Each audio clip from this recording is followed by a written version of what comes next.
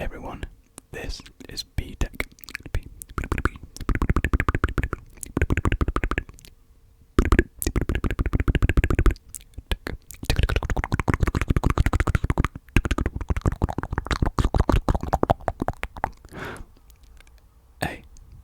ASMR, and welcome to tonight's video, which may look a little bit different to all my other videos. That's because I'm trying out some different lighting. Actually, this isn't permanent by any means, but we've had some trouble with the lighting because it's daytime right now. So we've closed the blinds. We've got Bella's ring light right here, right now actually, and just a backlight just to sort out the white balance as well. Not the best, but it's what we have to do with right now. But yes, anyway, actually I think it actually fits quite well the mood and feeling of tonight's video, which is talking about a horror movie, which is A Quiet Place Part 2. So yes, today I will be doing a very amateur review, a very B-Tech review of A Quiet Place Part 2. Because last night I went with Bella and a couple of her friends to the cinema for the first time in about a year and a half, and it felt very good, very good to actually be back at the cinema finally. Because I think the last film that I saw was actually Joker, which was at the end of 2019, because I didn't go at all during the beginning of 2020.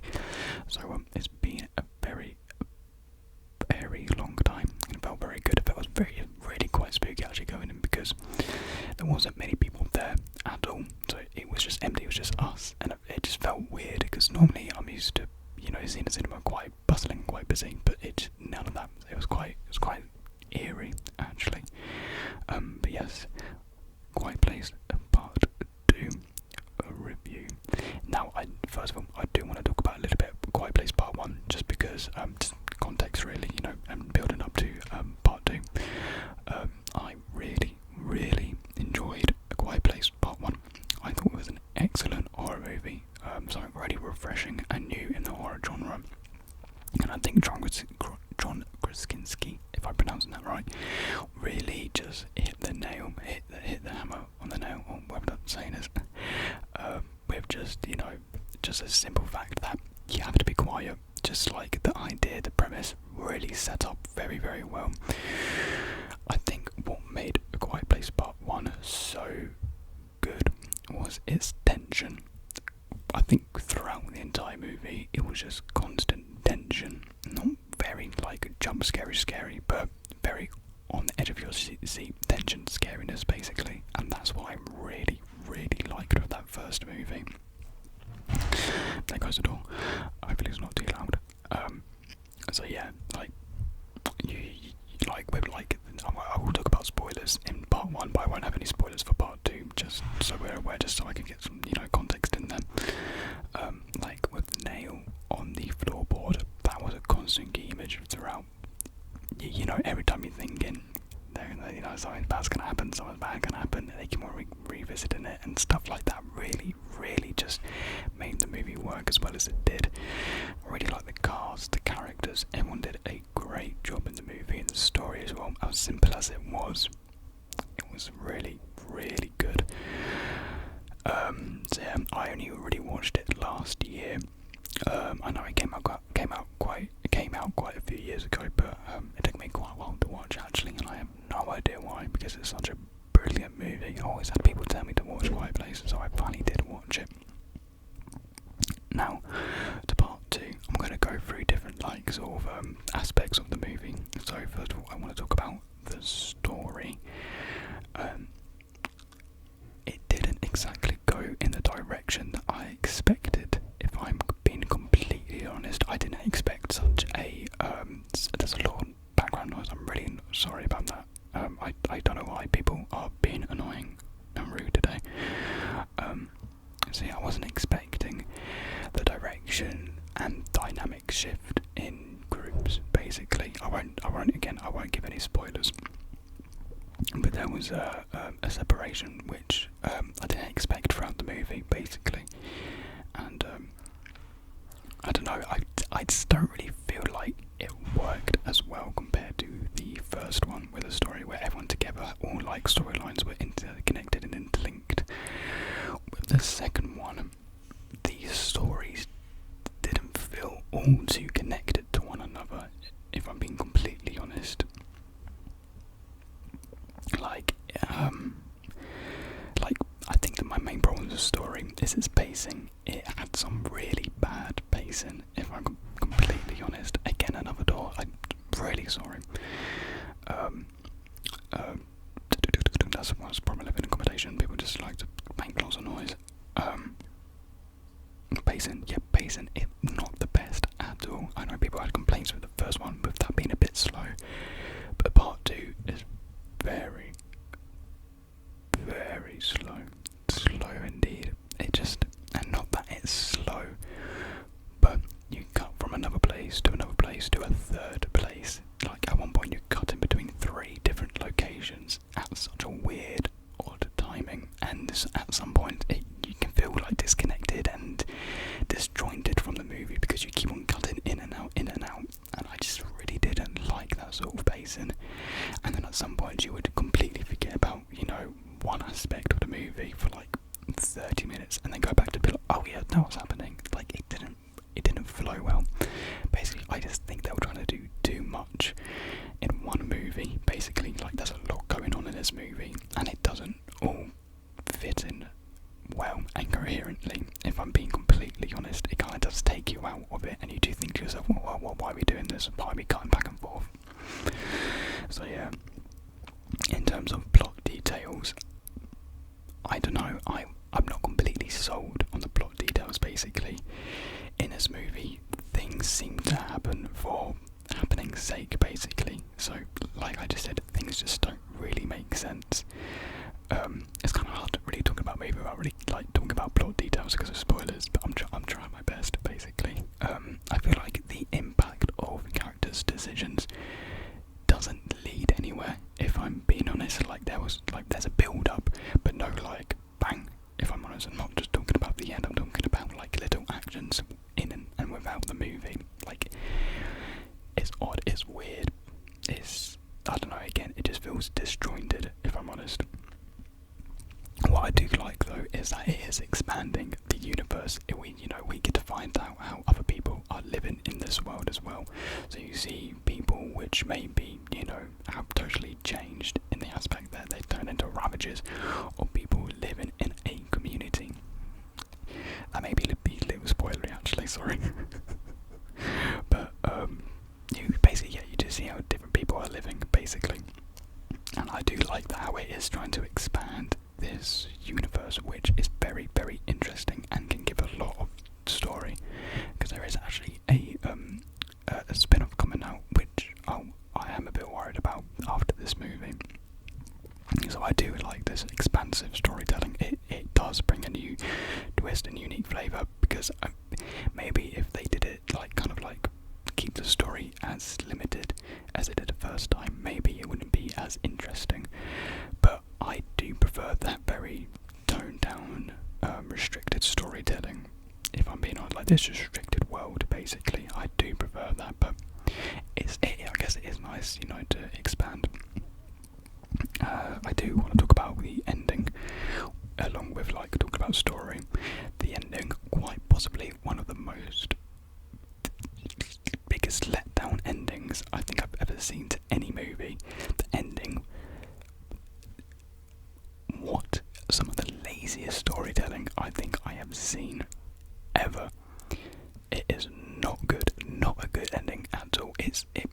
Because again, like I was saying, with the impact this movie has is very limited impact, if I'm being honest. And when it comes to the ending, you feel clueless. You feel like you want to, so many more questions have been set than answers. And I won't say spoil. It does lead up to another movie. I don't think that's too much of a spoiler, but it does lead into another movie. I don't know if it's going to be part of the spin-off or it's going to be Quiet Place Part 3, but there is more to be found out, basically. And I don't know, it didn't really feel tied up. It didn't feel like a full story. I know, I get when people studios want to do part 1, part 2, part 3, they do leave it this sort of cliffhanger.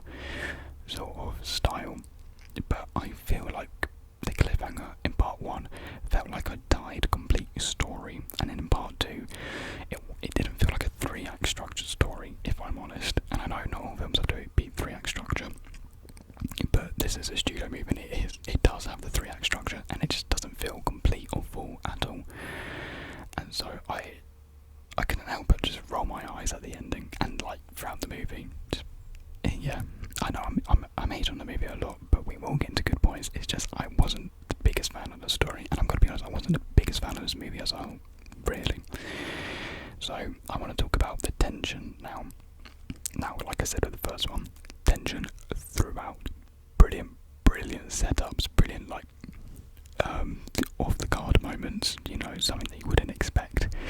And I feel like that kind of impacts the tension in this movie, where you kind of know what you're getting yourself into really with this one. And if I'm honest, I didn't feel scared at all during this movie. It does take a bit more to scare me. I'm not trying to be like, oh yeah, I'm a big hard lad, but I don't get as scared as easy as other people, basically. Because I was talking to my mates who do get scared quite easily. They said that it was really scary, and I was expecting quite big stuff. But I wasn't scared once. I wasn't on my seat at all. I was kind of just sloping down in my seat, if I'm honest. And I feel like that's what I really dislike most about this movie. It relies so heavily on this tension aspect that it doesn't leave room for much character development or building. Actually, one character does develop quite well, and that is a daughter. I do like the daughter's character development and arc, because in the first movie, she just kind of causes all the problems. But in this one, she kind of redeems herself. Well, she does redeem herself. So I really like what they did with her character. Brilliant stuff. But with everyone else, they just felt like we could have done without them, really. They just felt like we didn't need them. I'll talk about characters a bit more. Actually, we'll stick to tension right now.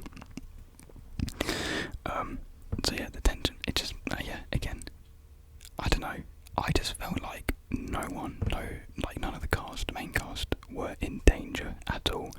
And that's a problem. If I feel like no one's in danger, and that's what they're trying to drive through with this movie, then the movie's failing, basically, for me at least. I don't know, I didn't feel like any of these characters, nothing bad, like anything bad would happen to them, really, throughout the entire thing. I don't know what, personally, I can't give ideas on how to maybe improve that, but throughout the entire thing, I don't know.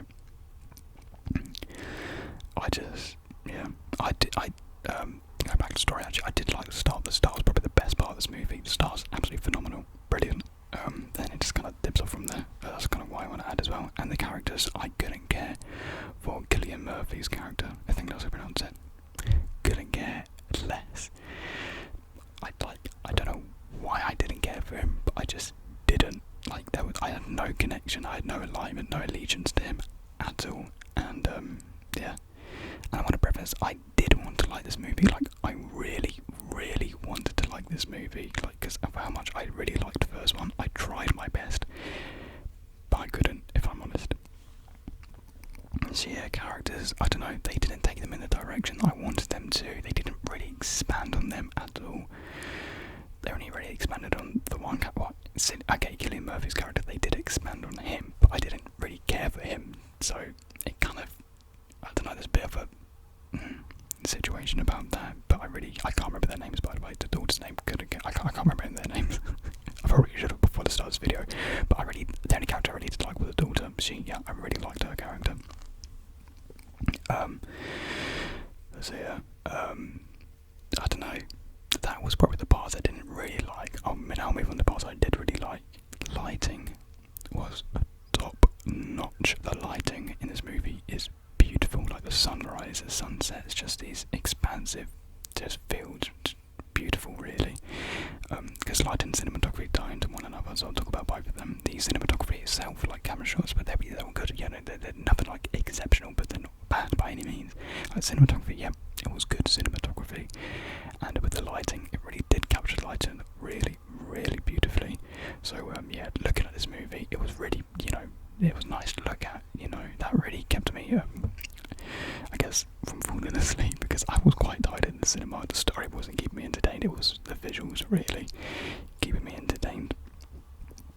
So yeah, lighting, absolutely top notch, a beautiful movie. But I think the best part of this movie, and I think a lot of people can agree on this, was the sound. The sound design and mixing elements are some of the best in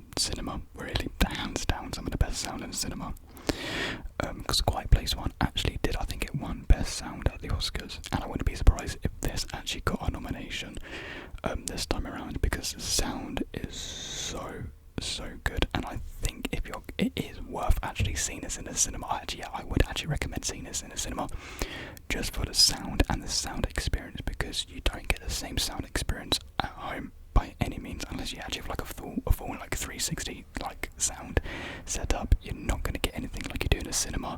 So if someone actually said, do you recommend seeing this movie? Yes, just for the sound alone, because it is an experience and a half. Because at some points there's like no sound, because you take the perspective of the daughter, who is of course deaf. So it's like this sort of like I don't know, it's not like a buzzing, but it's like a sort of like a blockage in your ears, and like the sound which does feel like the ambience is the sound of the audience. And so like you can feel yourself like trying to hold still and not like eat your popcorn or like move, because you yourself don't want to like, you know, cause any sound. And I think that really works well. It really engages the audience with its sound, and not a lot of movies do that, but this one it does it so well. And so just I think for that experience alone, it is really worth it. I guess that's what I kind of want to explain as well. Like, yeah, I'm not the biggest fan of this movie, but there's some like cinematic aspects which are flawless, and the sound is probably 10 out of 10. Honestly, like, to be honest, the sound, like, yeah, like he was saying, you can watch this movie for the sound alone and it will keep you entertained, and it does, really. So, yeah, that's definitely the part, like, the aspect of the movie which I picked up most on and which I enjoyed thoroughly. So yeah, I know, because I know a lot of times sound kind of goes like under you know, recognition, and you know, I don't really give sound the credit which it deserves most of the time. The only really movie which I remember really liking the sound on is 1917. The sound in that was amazing, and I think it did actually win an award along with Ford versus Ferrari.